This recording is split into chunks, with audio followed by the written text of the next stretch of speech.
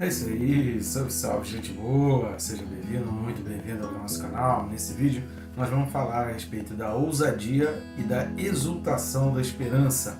Vem comigo até o final, não sai daí!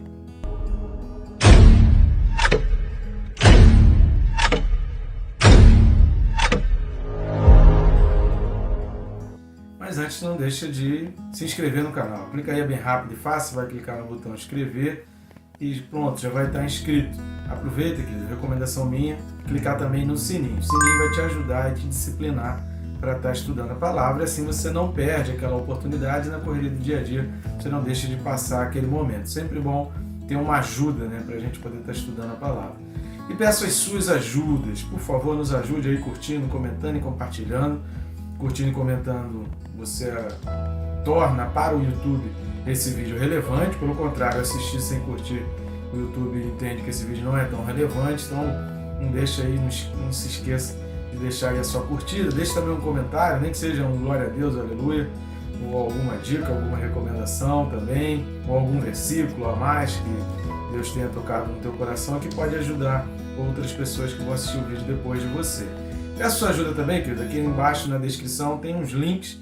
Você pode acessar os nossos livros na Amazon. Na Amazon você tem a opção de escolher os livros de formato digital. Baixando o Kindle como aplicativo no seu celular, você tem a possibilidade de ler o livro baixado pela Amazon no smartphone, no tablet, no notebook, aonde for. E também tem a opção de você comprar em capa comum e capa dura. Quem se importa com Deus, ele é menor um pouquinho, não tem capa dura. Para ter capa dura tem que ter um número mínimo de páginas. Mas o perca-peso tirando a trave do olho, você consegue comprar em capa dura. E tem também o link da Hotmart. Os livros também estão sendo vendidos pela Hotmart, um canal bem confiável. E você também consegue, é só olhar ali, vai ter uns preços diferentes, que cada um joga o seu percentual em cima daquilo que a gente quer receber, né? A Amazon come um pouquinho mais. Em todo caso, você consegue aí ter as suas opções. O livro que se importa com Deus eu tenho ainda fisicamente. Se você pedir aí, a gente pode combinar para poder te entregar e te enviar o livro. Perca peso tirando a trave do olho é que a gente só tem impresso por enquanto pela Amazon, demora um pouquinho mais, porém a qualidade é incomparável. Em breve estaremos também aí com esses livros nas livrarias, em nome de Jesus. Vamos lá, o texto desse vídeo. Hebreus capítulo 3, e os versículos são 5 e 6. Hebreus 3, 5 e 6 diz assim: E Moisés era fiel em toda a casa de Deus como servo, para testemunho das coisas que haviam de ser anunciadas. Cristo, porém, como filho, em sua casa, a qual casa somos nós, se guardarmos firme até o fim a ousadia e a exultação da esperança. A ousadia e a exultação da esperança sempre foi o propósito que começou através de Moisés. Nós vamos destacar alguns pontos aqui desses dois textos que estão interligados para que a gente tenha a compreensão do que está sendo falado nesses textos. O primeiro é com relação ao testemunho de Moisés, que ele, como servo, ele testemunhou as coisas que haviam de ser anunciadas. O testemunho de Moisés sempre foi o principal objetivo dele, e quando a gente vê a palavra Moisés, principalmente no Novo Testamento, e quando a gente vê a palavra leis também, e a carta aos Hebreus, a gente precisa desse raciocínio, a gente precisa olhar o contexto para saber se está falando dos mandamentos, do decálogo, né, dos 10 mandamentos, das ordenanças, ou se está falando do sacrifício. Na maioria das vezes, não em todas, mas na maioria das vezes na carta aos Hebreus, tanto a expressão Moisés, que aqui não está falando exatamente da pessoa, mas está falando da figura para os judeus, já que essa carta é escrita para os judeus, como da questão da lei, na maioria das vezes, dentro da carta aos Hebreus, não está se referindo às ordenanças, aos 10 mandamentos, aos mandamentos, às leis civis e leis morais. Está relacionado ao sacrifício, porque está sempre apresentando Jesus como aquele sacrifício final, aquele que fez o sacrifício de uma vez por todas. Se você ler Hebreus capítulo 9 e capítulo 10, isso vai ficar muito nítido e muito claro. Em outros textos, a palavra lei e a palavra Moisés, é preciso dar uma olhada no contexto para que você tenha essa compreensão. Aqui, por exemplo, Moisés está sendo falado não só pela figura histórica, está trazendo esse aspecto da figura histórica, mas quando está falando do testemunho, está falando daquilo que Moisés deixou, está falando daquilo que Moisés deixou escrito. Então aqui está se falando de todo o contexto de leis civis, as leis cerimoniais ou sacrificiais e as leis morais. Então aqui está falando de todo esse compêndio da lei. Não é comum no livro de Hebreus. A gente não pode partir do princípio de que esse toda a carta aos Hebreus tratando Moisés e leis dessa maneira. Aqui está falando porque está falando do testemunho. Ou seja, está falando de tudo aquilo que Moisés deixou. O que ele testemunhou? Todo o seu deixado, todo o seu legado, todo o compêndio que ele deixou para os judeus. E está falando que o seu testemunho apontava para Cristo. É isso que a gente precisa entender. Tudo aquilo, todo o compêndio, todas as leis civis, cerimoniais e morais. Cerimoniais, entenda-se também como sacrificiais, então poderes civis, sacrificiais e morais, que são as divisões das leis que tem aí. Civis e morais são perpétuas, as sacrificiais também são perpétuas, mas se completam em Jesus. Elas não deixam de existir, nem elas perdem a validade, mas elas se cumprem em Jesus. É isso que muita gente não consegue entender e aí acha que as leis civis e morais também estão sendo abolidas. Não são. As leis civis e morais, de jeito nenhum, Jesus aboliu. E nem as sacrificiais. O que acontece é que toda aquela representatividade, o capítulo 9 e 10 de Hebreus é muito claro, uma linguagem muito fácil de entender, vai mostrar que aquilo que significava o sacrifício tem a representatividade em Jesus e se completou em Jesus. O que era imperfeito se tornou perfeito em Jesus. Mas vamos ler o Evangelho de João, capítulo 5, versículos 46 e 47. João 5, 46 e 47. Porque se de fato cresceis em Moisés, também creríeis em mim, porquanto ele escreveu a meu respeito. Aquilo que está falando lá, o testemunho era para as coisas que viriam, tudo concernente à lei se cumpre em Jesus. Se, porém, versículo 47, não credes nos seus escritos, como crereis nas minhas palavras? Jesus, então, ele está validando tudo o que Moisés deixou, tá? Então, esse versículo, esse texto aqui, esses dois versículos, validam e tornam perpétuo o que Moisés escreveu, e está dizendo só que a gente não pode olhar para o que Moisés deixou de legado, para o que Moisés deixou, sem ver Jesus ali. Essa que é a diferença. A gente precisa olhar para lá e ver Jesus lá.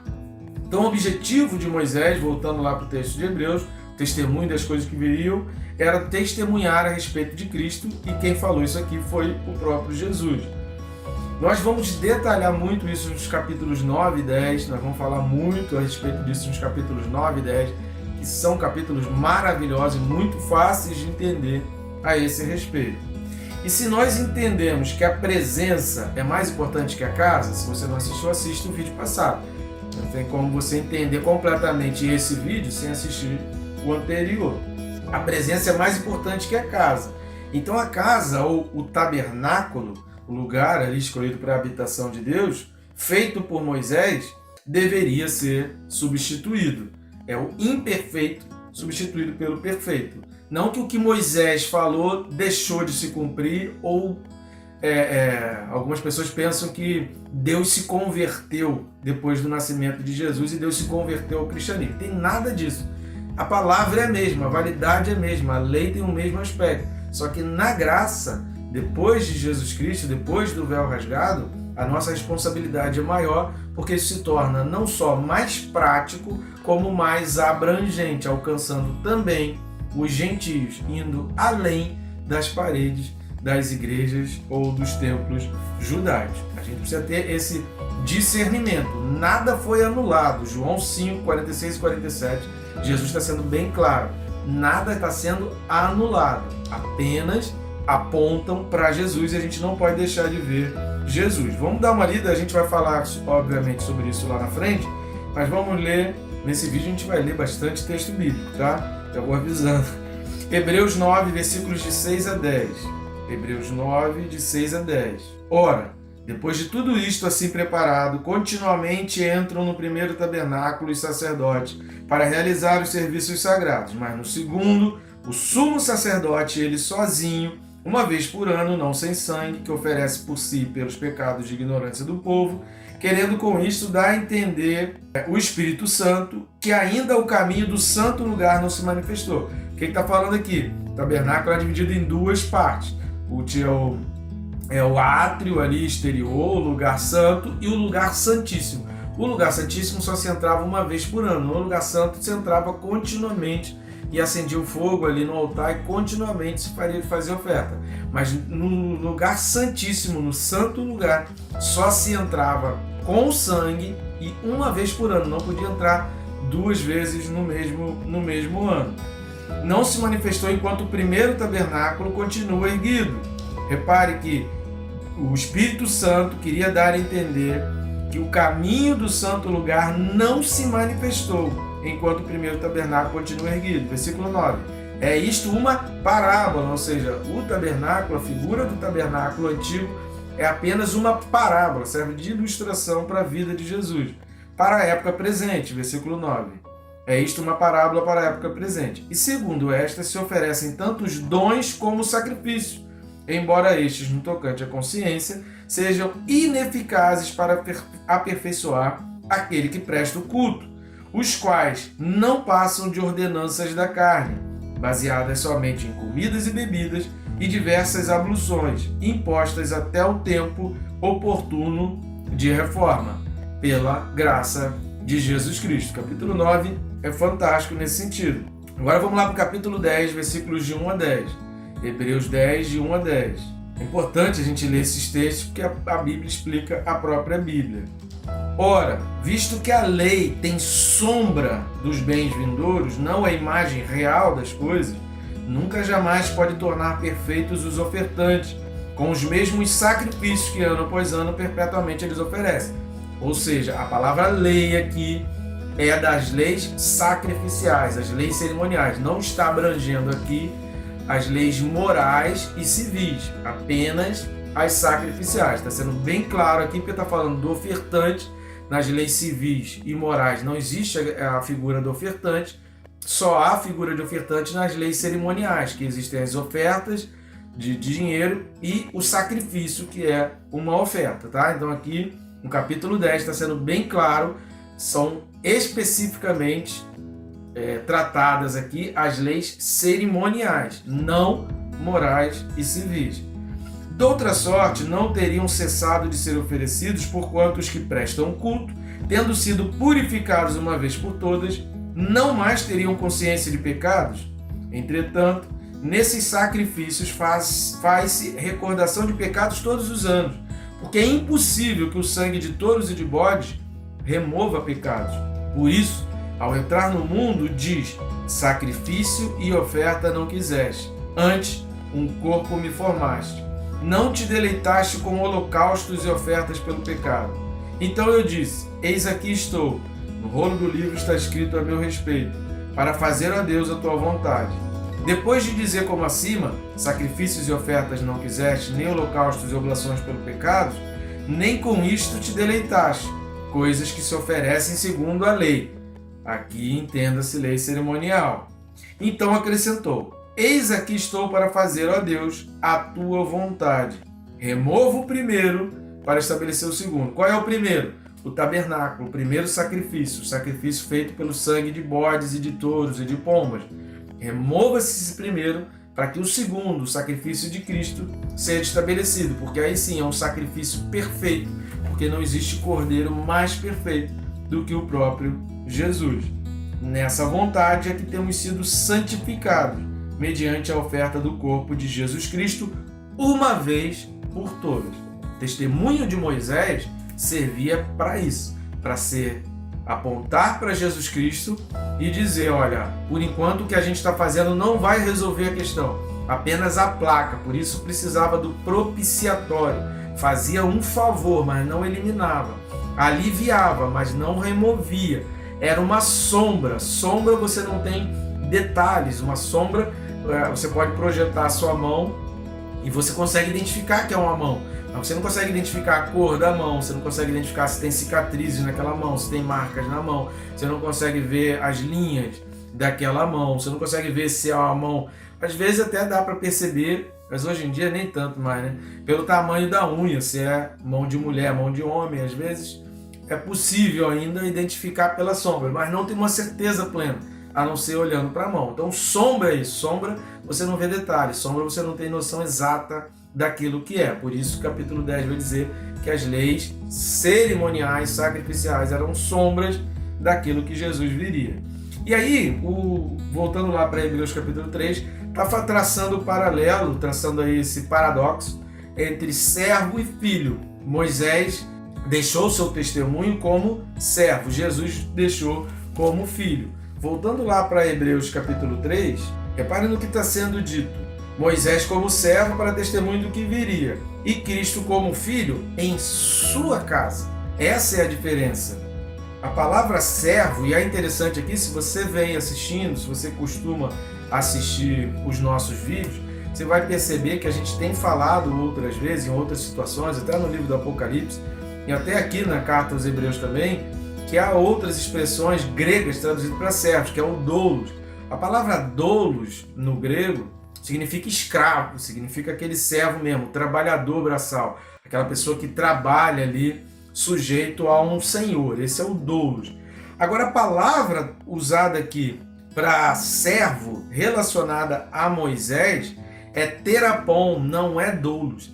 Então, o autor aos Hebreus, ele vai trazer uma característica para Moisés diferente daquele escravo, daquele trabalhador braçal. Porque a palavra terapon é um atendente, é aquele auxiliar, é aquela pessoa que está junto, é aquela pessoa que seria de um nível superior ao doulos. O terapon, ele comandava o doulos.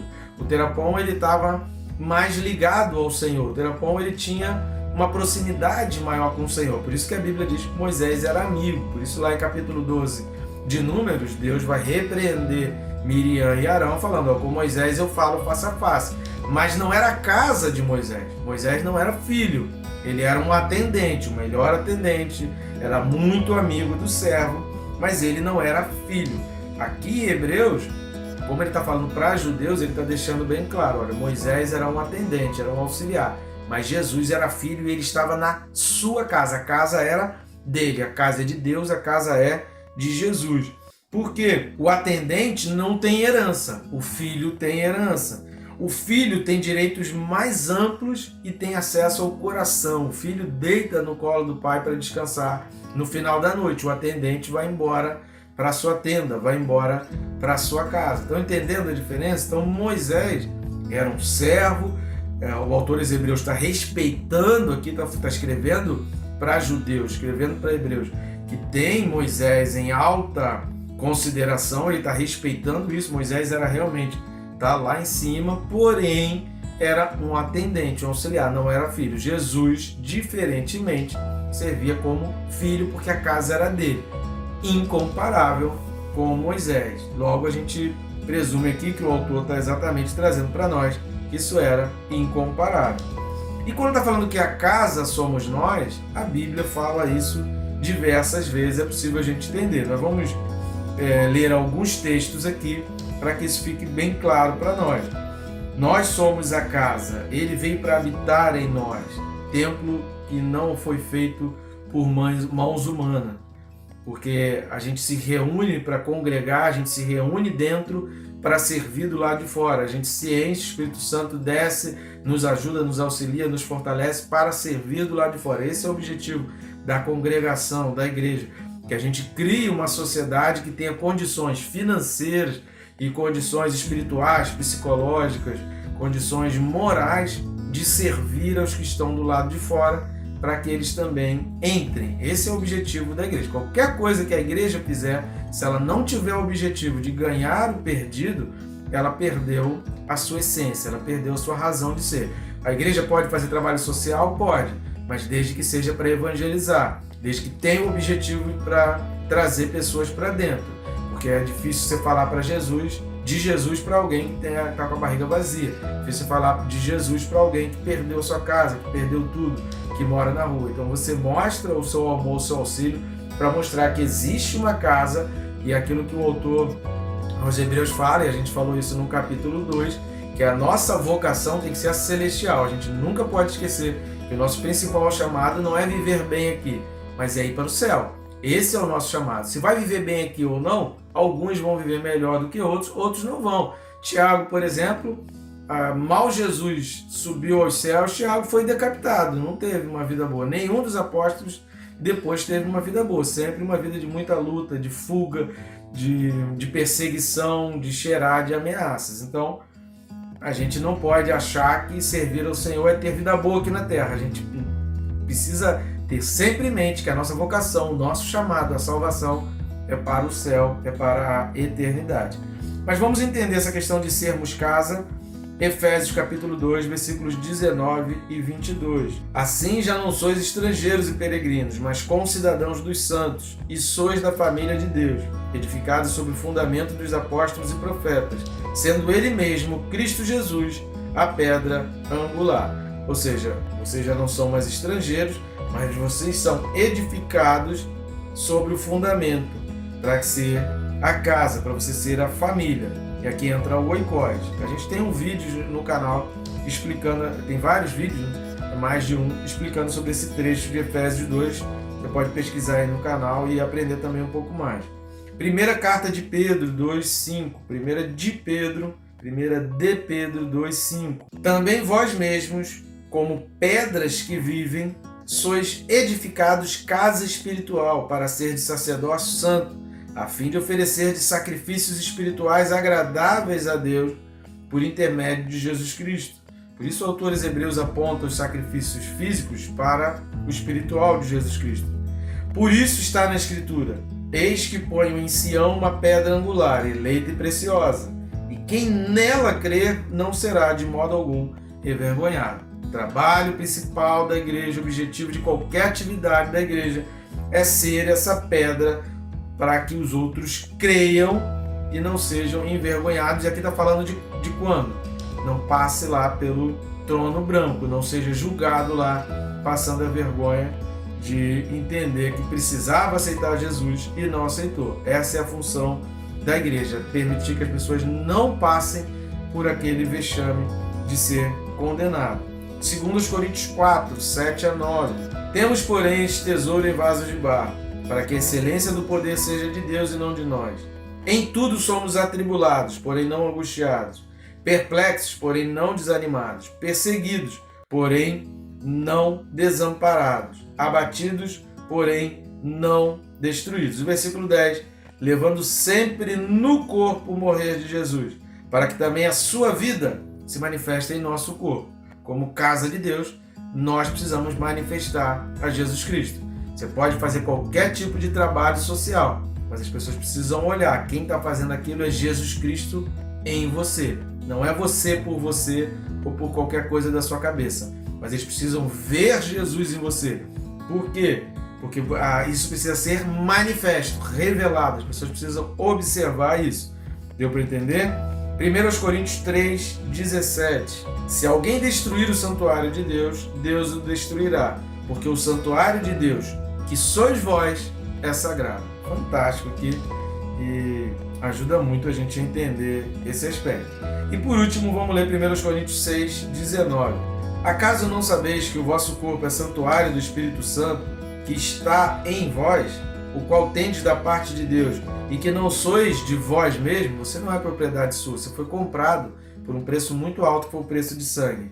É o que diz o versículo 20. Porque fostes comprados por preço. Agora, pois, glorificai a Deus no vosso corpo. Então, o teu corpo, que as pessoas olham para você, as tuas atitudes, a tua maneira de ser, tudo aquilo que você fizer, precisa manifestar Jesus Cristo. Todas as coisas, as suas palavras, os seus atos de bondade, as suas caridades, elas precisam refletir Jesus, senão alguma coisa está errada. Se você entende que você é casa de Deus, você precisa manter limpa essa casa sem pecado, porque Deus não vai habitar numa casa suja. Veja o que diz o Salmo 50, a partir do versículo 16. Salmo 50, a partir do 16, diz assim, do 16 ao 19. Mas ao ímpio, diz Deus, De que te serve repetires os meus preceitos e teres nos lábios a minha aliança, uma vez que aborreces a disciplina e rejeitas as minhas palavras? Se vês um ladrão, tu te comprases nele e aos adúlteros te associas. Soltas a boca para o mal e a tua língua trama engano. Isso aqui deveria ser um texto muito bem lembrado em época de eleição, né? Na época da eleição, a gente vota naquelas pessoas que têm, né, uma certa aproximação com as nossas próprias ideologias. Se a gente vê o ladrão e a gente se compraz, a gente se alegra com a vida daquele ladrão e vota no ladrão, isso diz muito mais sobre o que a gente é do que sobre o outro. Isso revela muito mais sobre a própria pessoa. E aí o que Deus está falando aqui, se você vê um ladrão, te compraze nele, e com os adúlteros, com as pessoas que adulteram as leis, com as pessoas que desrespeitam as leis, com as pessoas que só querem saber de luxúria, de lascívia, de prostituição e de pornografia, você se associa com eles e você solta a tua boca e a tua língua trama engano, só faz parte do que eles dizem, você toma como verdade, então senta-te para falar contra o teu irmão e difamas a tua mãe. Então o autor aqui do Salmo 50, ele está falando, olha, essas coisas não servem, você está igual ao ímpio, não está mudando nada na tua vida, a tua vida precisa ser diferente, você precisa olhar para o ladrão e você não pode se sentir feliz em ver o ladrão roubando e se associar e ainda votar nele, né? Então esse texto precisa ser bem lembrado, principalmente em épocas de eleição. Mas voltando lá para Hebreus capítulo 3, a última coisa para a gente fechar, o versículo 6 vai falar, se está trazendo para nós, Cristo porém como filho, em sua casa, qual casa somos nós. Agora, como que a gente vai ser casa? Como que o Espírito Santo vai habitar em nós? Se guardarmos firme. Esse se é uma condição, ou seja, só é possível ser casa se guarda firme. Não tem como ser casa se não guardar firme. Guardar firme significa vigiar diligentemente, a gente já falou isso em textos anteriores, vigiar diligentemente para não permitir que isso se perca, que isso se solte, que isso seja largado. Mas guardar firme o quê? A esperança. Então toda ousadia tem que estar relacionada à esperança. Ousadia, a palavra ousadia aqui no grego, significa liberdade de falar. Liberdade de falar o quê? A esperança, liberdade de falar de Cristo, liberdade de falar da tua doutrina, liberdade de falar da salvação, liberdade de falar do sacrifício de Cristo, liberdade para falar que o pecado precisa ser lavado pelo sangue de Jesus Cristo, liberdade para falar que Jesus Cristo veio para salvar, curar e libertar, liberdade para falar que o nosso chamado, a nossa vocação é para o céu e a gente precisa se preparar, a gente precisa se policiar e nos purificar para ir para o céu. Essa é a liberdade, essa é a ousadia. Ousadia para falar da esperança da salvação, do sacrifício de Jesus Cristo. E a exultação? A palavra aqui, exultação, é motivo para se gloriar, para se vangloriar. Em quê? Em você, na tua capacidade, no seu poder? Não! Não é no seu poder, não é na sua capacidade, não é em si mesmo.